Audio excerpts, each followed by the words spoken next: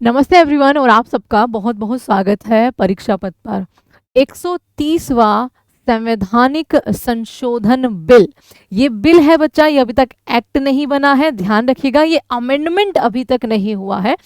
इसको इस तरीके से समझिए, आप सोचेंगे कि अच्छा 130 अमेंडमेंट हो गए, हमने तो 106 ही अभी तक पढ़े हुए हैं, वही पूछे जा रहे हैं। तो देखिए, जिस तरीके से जीएसटी अमेंडमेंट एक्ट 101वां था, लेकिन वो बिल जब लोकसभा में पेश किया गया तो उस बिल का नंबर 2014 में उसको पेश किया गया था, वो 122वां बिल था, ठीक है। और वो अमेंडमेंट 101वां था जो 2016 में आपका लाया गया। उसी तरीके से ये जो बिल है, ये 130वां बिल जो है वो लोकसभा में पेश किया गया है। बहुत ज्यादा हंगामा इस पर हुआ है, विपक्ष ने कहते ना कि उसकी पर्चा फेंक दी है अमित शाह जी के ऊपर। तो 130वां संशोधन बिल जो है एक्चुअली में है क्या, संविधान बिल है क्या, इसके बारे में एक बार देखते हैं, ठीक है। केंद्र सरकार ने लोकसभा में 3 बिल पेश करने जा रही है। वो एक्चुअली इसके तहत जो भ्रष्टाचार के यानी कि करप्शन के आरोप मंत्रियों पे, चाहे वो केंद्र के हो चाहे वो आपके राज्यों के मंत्री हो, उन पर करप्शन के आरोप लगते रहते हैं, उनको जेल भेजा जाता है।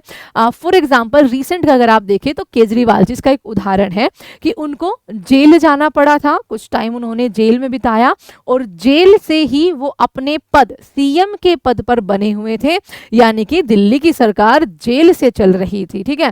हाँ, उसके बाद उन्होंने अपना इस्तीफा दिया था, फिर आतिशी जो है वो सीएम बनी थी, एक्टिंग सीएम एक तरह से आप कह सकते हो।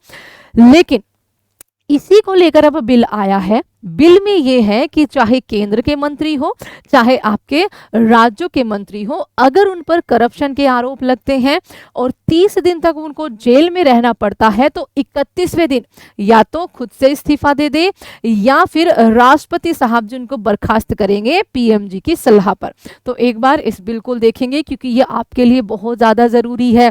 आगे आने वाले जैसे एनटीपीसी सीबीडी 2 आपका होने वाला है, एसएससी के एग्जाम होंगे, वहां पर पूछा जाएगा इसके बारे में, ठीक है। कितने दिन की समय सीमा है, क्या प्रावधान है।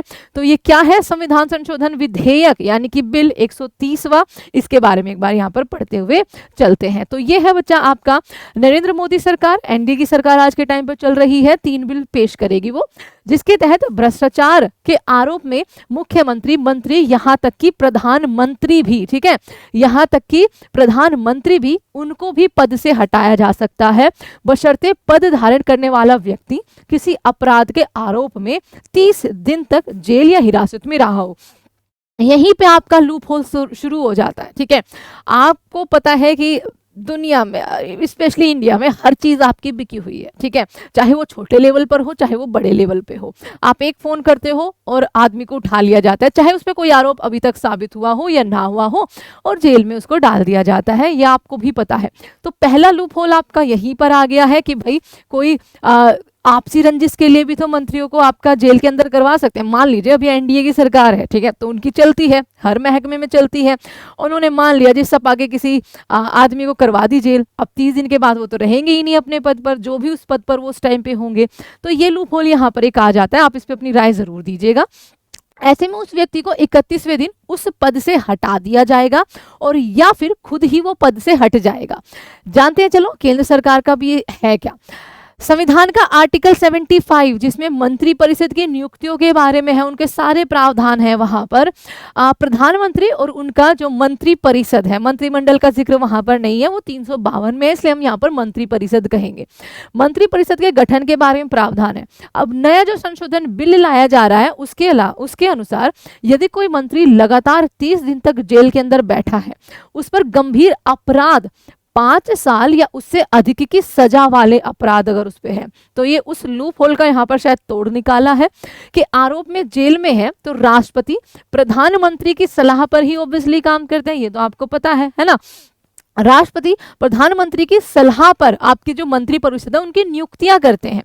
तो वही बताया गया है, राष्ट्रपति प्रधानमंत्री की सलाह पर उसे पद से हटा देंगे और यदि प्रधानमंत्री सलाह ही ना दे तो 31वें दिन मंत्री अपने आप उस पद से हटा हुआ मान लिया जाएगा। अगर प्रधानमंत्री खुद कार्यकाल के दौरान 30 दिन तक लगातार जेल में रह गए, ये मोदी जी के लिए है, तो 31वें दिन वो इस्तीफा दे देंगे और उन्हें अपने पद से खुद या तो आपका हटा दिया जाएगा।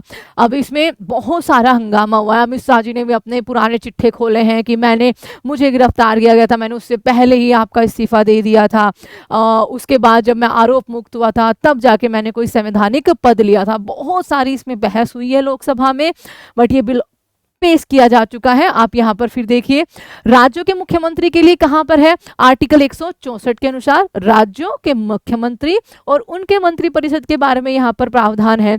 इसके तहत अगर कोई राज्य का मंत्री है, 30 दिन तक जेल में रहता है, आरोप उस पर लगे हुए हैं, 5 साल की सजा या उससे ज्यादा की सजा है, तो 31वें दिन वो खुद ब खुद हट जाए, या फिर वहां पर क्या होगा भैया, राज्यपाल मुख्यमंत्री की सलाह पर उनको हटा देंगे यहाँ पर, क्योंकि राज्य का प्रमुख राज्यपाल को आप कह सकते थे, आपका संघ का प्रमुख राष्ट्रपति को आप कह देते हैं, ठीक है, संवैधानिक प्रमुख बच्चा।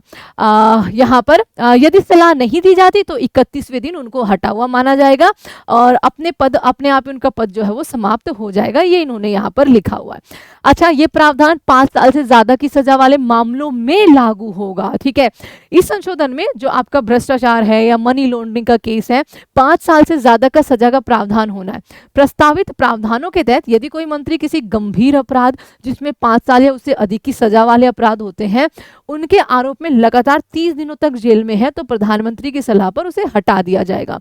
दोबारा राष्ट्रपति उसी व्यक्ति को बना सकता है पीएमसीएम।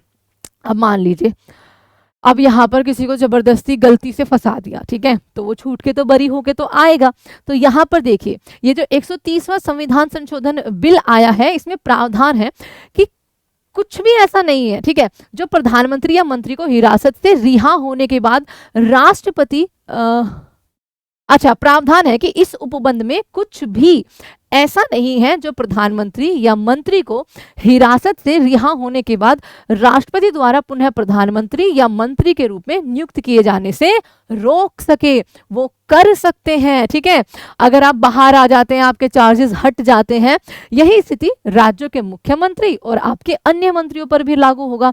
अब आप मुझे यहाँ पर यह भी बताना, इसके बारे में हम किसी और दिन चर्चा करेंगे। आर्टिकल 239AA जो है वो दिल्ली सरकार पर आपका लागू होगा। ये भी आपका यहाँ पर देखिए, नए संशोधन बिल के अनुसार यदि नियम दिल्ली की विधानसभा, ये सेम नियम दिल्ली की विधानसभा और मंत्रिपरिषद पर भी लागू होगा। यदि दिल्ली के मंत्री या मुख्यमंत्री 30 दिन तक जेल में हैं, राष्ट्रपति मुख्यमंत्री की सलाह पर उनको हटा देंगे।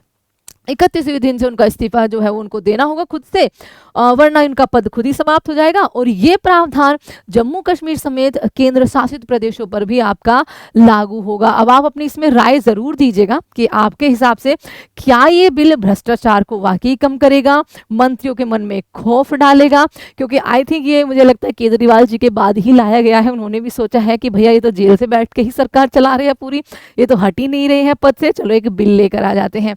आप इस पर अपनी राय जरूर दीजिएगा एंड परीक्षा पथ को फॉलो जरूर कीजिएगा। Thank you so much everyone. जय हिंद।